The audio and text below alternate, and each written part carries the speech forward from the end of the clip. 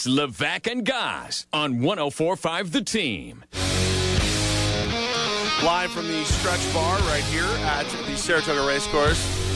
Closer's boot bet. He had 50 to win and 50 to place on the 3 to 1 odds. And it came in. So he's right back in the boot bet. Wow. He's right back in it. Now, Closer, did you do the full 50? What'd you really put on it? 10 each. That's not bad. It's still good. Will Alpievich with us right now. NYRA Bets. Hey, guys. What do you think about a guy going? He had $100 left in the boot bet bank. He went 50 win, 50 place on the 2-horse and just did big things with his bank. Wow, that's great. So that was his last 100. Yes. Before he would have to buy in again. Reinvest. Oh, wow. Reinvest. I like that term. Put himself down about 900 to Goss Wow. if he did that, because Goss is a wimp and barely bets. Hey, I bet $6 on their last race. I had Total. I had a little more than that. We'll see how it pays out. I had the exacta and the place in the show. Is this going to be like the nice. final table I'm where up. you got to raise the stakes? What's that? Each day you get closer to the end. You can't just sit at the table with $6. Yeah, I think the plan's going to be is like we all see how close we all are. So like the final race of the meet, we're going to figure out the math. Like I need to bet 37 on this horse to catch up. No, the worst thing that could happen to me will just happen to me. Him going and hitting for 101 race means that at some point I'm going to have to show him I can do that. Probably intoxicated when I do it, and it won't work out nearly as well for me as it did for Closer. But I will be doing it on my NYRA Bets account, which right now is looking pretty flush after I hit that exacta. How is everything going with NYRA Bets? What's new? Fantastic, yeah. I mean, this past weekend we had over 1,600 new account signups. Wow. So, you're welcome. We did that. That was yeah. So thanks, guys, for helping us get the word out. It's a great platform to use. It's perfect. I mean, I highly recommend everyone, if they're going to play the races, to take advantage of our promos and open up an account and get a free $200. I feel like I'm going to go back in time here. What I've noticed the most coming back to Saratoga, I think over the course of the last 2 years, is more people are on their phones. That's because of the Wi-Fi expansion. I don't know if you were behind it or Chris K was getting the emails. How much different the Wi-Fi here is now compared to what it was years ago, and that's helped out NYRA Bets, I think. Yeah, I've been with the company 3 years, and I have to say, I would say 3 years ago I probably didn't have much success using it, and we invested quite heavily. Bob Hughes is our chief information officer. He's led that program. There's a lot of good people here working at NYRA behind the scenes that get stuff done, and very thankful for them. But yeah, our Wi-Fi here is exceptional, so don't worry about burning your data. Just use our Wi-Fi. Smart move, Will. As we sit here, you get the $200 promo.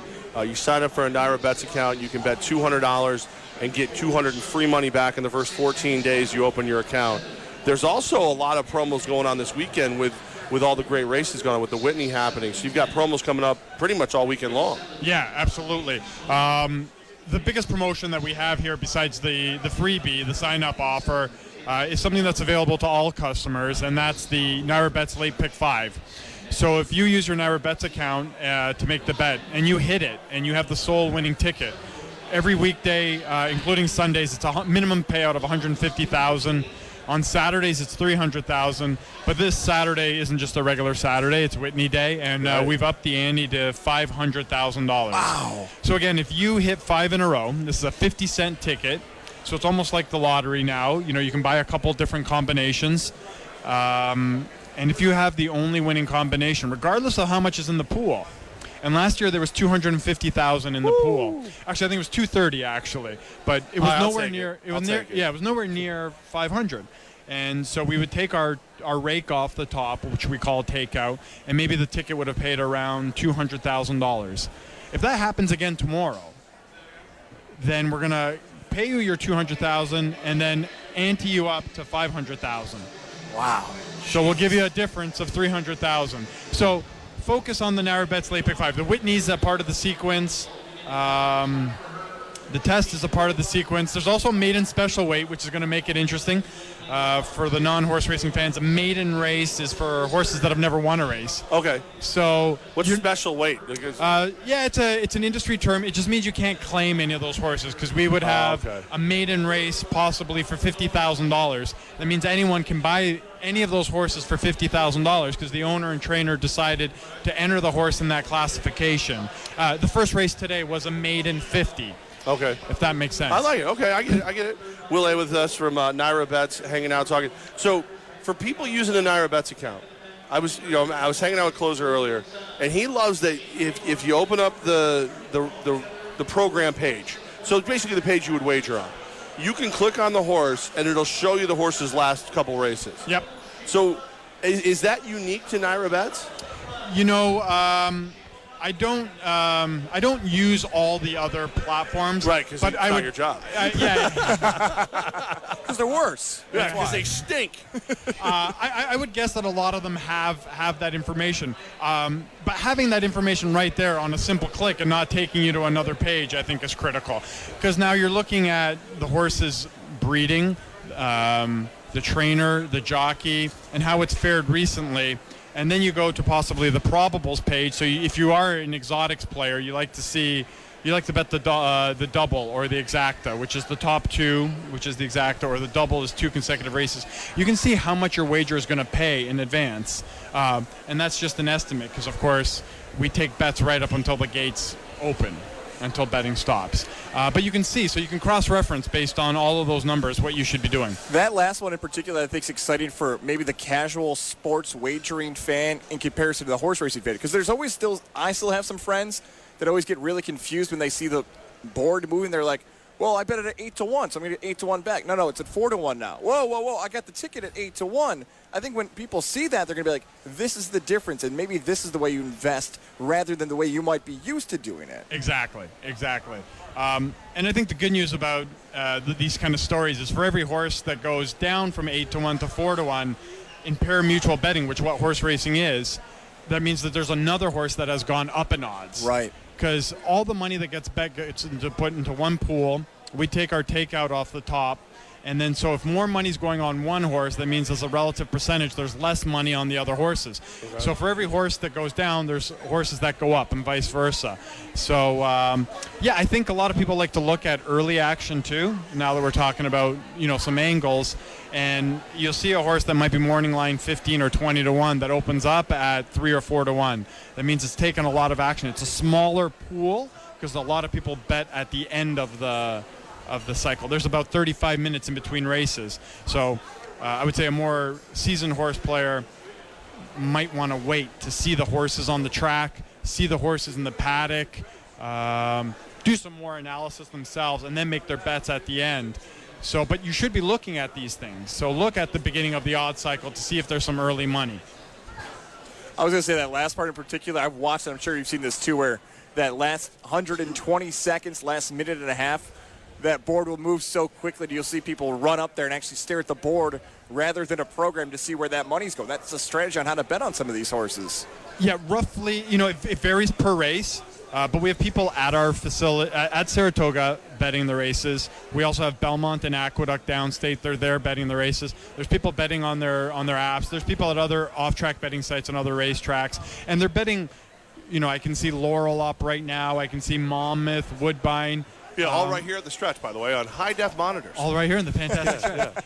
And, they're betting more than just our track. And so the money's coming in at the end. And so it varies on a day-by-day, race-by-race basis, day-by-day basis. But I would say about 40% of the money comes in the final 2 minutes. Wow. Now, we have 35 minutes in between races, but because people, if someone comes to the track with $100, they might bet 20 on this race, 20 on that race, and they're waiting for those races to happen and cash those tickets and rebet into these other races. The term we use is churn. They're churning their money over. And, that's why a lot of people wait till the end, and they want to see as much information and look at the horses. So yeah. Will Alpev is with us right now. Will, is there a handicapper you follow? Like when you're walking to the track, somebody's trying to sell you this sheet and sell you that sheet and this book, and somebody's telling you to go to that website. Is there any that you are partial to? Yeah, I really enjoy the show that we put out, NYRA Live.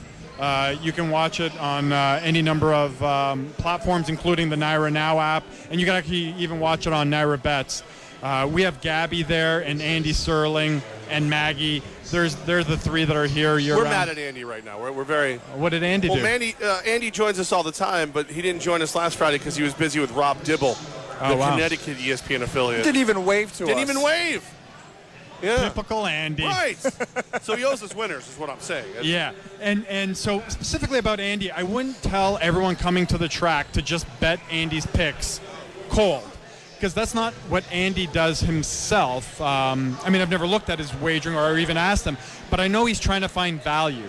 And so he's not necessarily giving you the most likely winner. He's giving you a horse that he thinks is worth the risk at that price. And over the long run, and I think 2 summers ago, Andy had a positive ROI. So if of all of his bets, if you bet all of them, you would have won more money than your initial investment. And that's very hard to do, considering that there's roughly around a 20% takeout in horse racing. That's what we were talking about, the money that comes off. So not only did he beat the takeout, he made money, and that's amazing. So if Andy likes a horse, especially one at 10 to 1, 12 to 1, put it on your tickets. That's what I'm saying. I use him to complement my own handicapping. So if you already like something and he agrees with you, then you go all in. Absolutely. Love it. Well, how are your horses doing? I know you also have you dabble as an owner. Yeah. Thanks. I think 2 weeks ago I was on the show and on the Friday, and we won Friday night and Saturday night. Hey, nice, Really? man. Yeah, Way to yeah. go. So we had back-to-back wins. When are you running again? Yeah.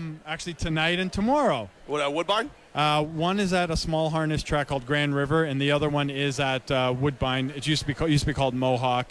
So both are on a little bit of a form spree, and I don't know if it's you guys, but we're definitely keeping the streak alive. We're trying to do everything the same to keep the streak alive. Who's the Woodbine horse tonight? Tomorrow night, Tomorrow Regal night. Sun. Regal Sun. Yes. Write that down.